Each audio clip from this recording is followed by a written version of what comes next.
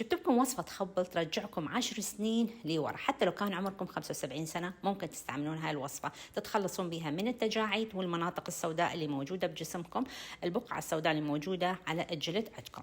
كل اللي نحتاجه هنا نحتاج إلى جزر يكون فريش طبيعي، يكون أحسن حتى نعطينا نتيجة فعالة ونحصل على خلاصة اللي يطلع من الجزر كله. نبرشه كل الزين وبعدين نعصره كل الزين حتى نحصل على هذا المي.